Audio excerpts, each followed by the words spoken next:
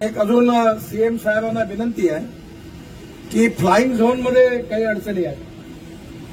काय करता आपल्या लेवलवर आपण एक मीटिंग बोलवून घ्या आणि नेव्हीनी काही जागा आपली आहे असं म्हटलेलं आहे. माझा अंदाज आहे की नेव्हीचीच बिल्डिंग जी आहे कंपाऊंड वॉल तिनेच रोडवर अतिक्रमण केलं. मी 2-4 वेळा आमच्या अधिकाऱ्यांना सांगितलं होतं. एकदा हे मोजून घ्या. कायदेशीररित्या ते अतिक्रमण असेल कोणाचंही असो आपण त्यांना नोटीस देऊ आणि त्यांची जागा मोकळी करून घेऊ. जानेवारी ज्यावेळी 2022 मध्ये मी आलो होतो तेव्हा या रोडवर बरेच ऍक्सिडेंट होत होते. तेव्हा एअरपोर्ट रोड NH 566च्या लांबीत बऱ्याच ठिकाणी ग्रेड जंक्शन असल्यामुळे ऍक्सिडेंट होत असल्याची बाब माझ्या लक्षात आली आणि त्याचवेळी मी आमचे अंशू माले जे अधिकारी आहेत त्यांना सांगितलं की हे बरोबर नाही. या विमानतळावर ऍक्सिडेंट होतात याचे कारण तुमच्या चुका आहेत. तुम्ही हे ताबडतोब रेक्टिफाय करा. त्या दृष्टीने हा प्रोजेक्ट तयार झाला. आज मला अतिशय आनंद आहे की 460 कोटी रुपयाच्या प्रत्यक्ष कामास सुरुवात झालेली आहे. 5% प्रोग्रेस झालेला आहे आणि 2026 मध्ये हा प्रकल्प पूर्ण होईल.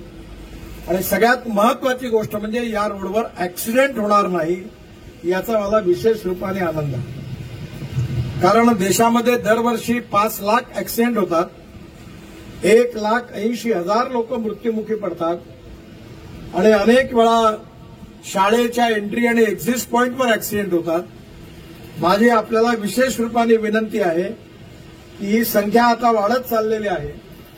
तेव्हा आपण गोव्याच्या ब्लॅक स्पॉट स्टेट हायवेवरचे नॅशनल हायवेवरचे जे आहेत ते शोधा आणि जे नॅशनल हायवेचे असतील ते नॅशनल हायवेला सुधारायला सांगा. जे स्टेट हायवेचे असतील महानगरपालिका नगरपालिकांचे असतील फोर्टमधले असतील त्यांना सुधारायला लावा. आणि गोव्यात 2 गोष्टी आपण जरूर करा. एक गोव्याला प्रदूषण मुक्त करा आणि दुसरं गोव्याला अपघात मुक्त करा. या 2 गोष्टी खूप महत्वाच्या आहेत आणि म्हणून या बाबतीत मुख्यमंत्र्यांनी इनिशिएटिव्ह घ्यावा अशी माझी त्यांना विनंती आहे. या कामामध्ये 3 किलोमीटरचा फ्लायओव्हर जो MES जंक्शन पासून बोगमोलो जंक्शनपर्यंत आहे त्याच्यात एक VUP आहे आणि क्वीन जंक्शन 9 किलोमीटर लांब सर्व्हिस रोड पण त्याच्यात टाकलेला आहे. या जंक्शनची सुधारणा करण्याची कामं पण यात समाविष्ट आहे. Elimination of junctions, accident spot, black spots, separation of NH and local traffic या सगळ्यांमुळे जीवनही सुसह्य होईल आणि अपघाताचं प्रमाण कमी होईल. 4 laning of Mumbai Goa NH 66 या 3 पॅकेजेस आहेत. याची लेंथ आहे 36 किलोमीटर आणि याची किंमत आहे 2,521 कोटी रुपये. मुंबई गोवा एकूण लांबी 124 किलोमीटर आहे. पैकी 75 किलोमीटर पूर्ण झालेली आहे.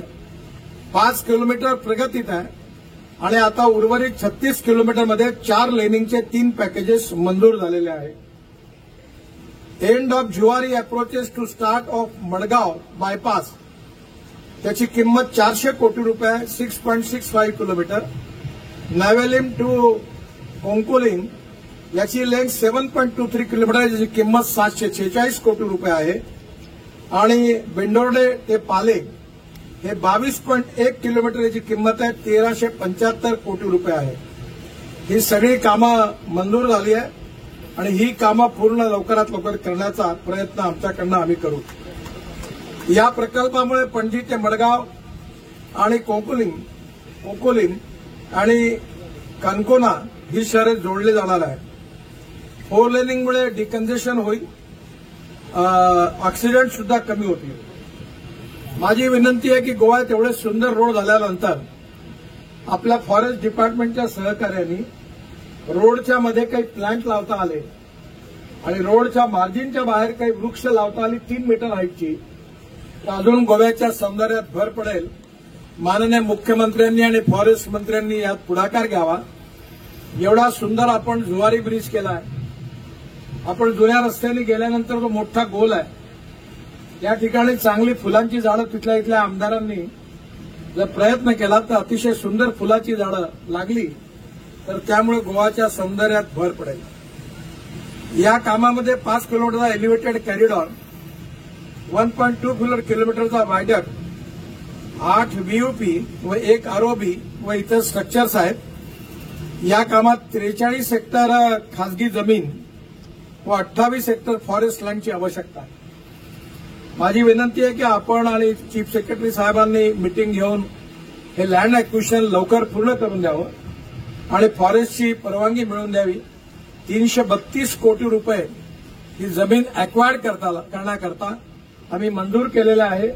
आम्ही पैसे उद्यापासून देऊ शकतो. आपण जर हे काम ताबडतोब केलं तर हे काम होईल. NH 66 मध्ये उर्वरित 8 किलोमीटर ज्याच्यात कोंकलिंग बायपासचा समावेश आहे, हे काम 650 कोटी रुपयाचं आहे. ते सुद्धा मी या वर्षात मंजूर करील असा तुम्हाला विश्वास देतो, घोषणा करतो. परिणामी NH 66 ची संपूर्ण 124 किलोमीटर लांबी 4 लेनिंग होईल मार्च एंडपर्यंत आणि नक्कीच त्याचा फायदा गोव्याच्या सुसह्यपणाकरता नक्की होईल. 4 laning from Ponda to Bhoma section on NH 748 याची 10 किलोमीटर लेंथ 557 कोटी रुपये. हा पार्ट ऑफ हैदराबाद गोवा कॉरिडॉरचा आहे. तेलंगणा, कर्नाटक आणि गोव्याला जोडणार आहे आणि या कॉरिडॉरमुळे गोव्यातील एकूण 68 किलोमीटर लांबीपैकी 17 किलोमीटर पूर्ण असून या 10 किलोमीटर लांबीचे भूमिपूजन करताना मला अतिशय आनंद होतो आहे. उर्वरित 41 किलोमीटरची इम्प्रुव्हमेंट सुद्धा भविष्यात मंजूर करण्यात येईल.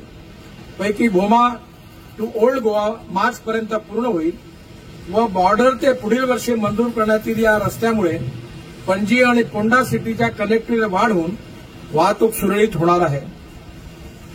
गोवा राज्यातील अतिशय महत्वाचा प्रकल्प म्हणजे स्वर्गीय मुख्यमंत्री मनोहर पर्रीकर यांच्या नावाने झालेला Manohar international airport link road. खरं म्हणजे हा रोड NHचा नव्हता, पण आदरणीय मुख्यमंत्र्यांच्या आग्रहाखातर त्याला आम्ही NH जाहीर केला आणि या रोडवर 1183 कोटी रुपये खर्च केले आणि 6.58 किलोमीटर याचं